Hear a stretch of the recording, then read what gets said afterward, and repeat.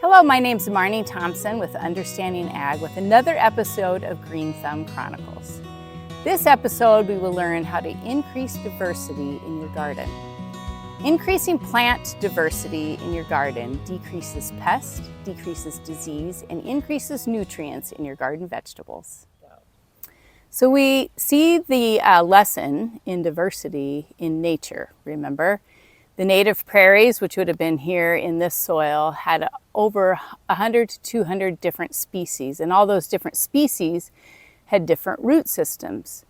And those different root systems leaked different sugars that attracted different biology, and then that biology gave the nutrients to the plant. So the more diversity the biology, the more nutrient uptake comes to the plant. So for example, in our garden, just looking at some of the vegetables in the roots, this is a corn plant, and you can see these have really fibrous root systems. They release sugar in their roots, and this is a good way to build soil aggregates. This is a little soil aggregate, and these aggregates help increase water infiltration. Second, we have a bean plant, and you can see the difference in the bean roots.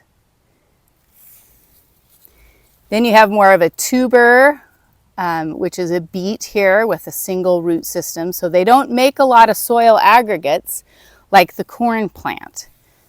And then another root, which is a taproot, just a single root, but this has some axillary roots on here from the kohlrabi plant. And you can see this roots can tell us a lot from our soil that this root hit a compaction layer and did a 90-degree turn. So we're going to discuss many ways that you can increase diversity in your garden. Number one is to rotate your vegetable crops. So a rule of thumb is to plant no more than 2 years the same species of vegetable. So for example, my corn is here, and last year it was beets. Where I planted my corn last year, I planted peas this year. So just rotating where those crops are in your garden increases diversity in the soil. The second way to increase diversity in your garden is to plant plants together that actually like each other. And there are lists that you can find on the internet of plants that are compatible with each other. One that is very common is called the Three Sisters. Native Americans planted this a long time ago. The Three Sisters are planting corn, beans, and squash together. The beans provide nutrients because it's a nitrogen fixer for the corn and it crawls up the corn plants. And then the squash grows underneath and covers the soil. The third way to increase diversity in your garden is to plant cover crop cocktails.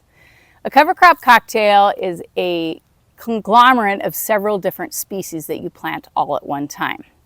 Here I have a cover crop mix that I planted several years ago. It's called the Victory Garden Mix, and you can see it has squash, cucumbers, flax, soybeans, bunch of different species. This is a lot of diversity all in one shot, and it creates a synergy in the soil. The fourth way to increase diversity in your garden is called relay cropping. Relay cropping is planting something that grows early in the season, and then when it dies out, you plant something that grows later in the season. For example, you could plant radishes, and then later on, when that goes to seed, you can plant tomatoes, which grow in the warm season, or squash. Sometimes you could plant the cover crop cocktails early in the spring, and then plant tomatoes or other warm season plants after that. The fifth and last way to increase diversity in your garden is to plant flowers.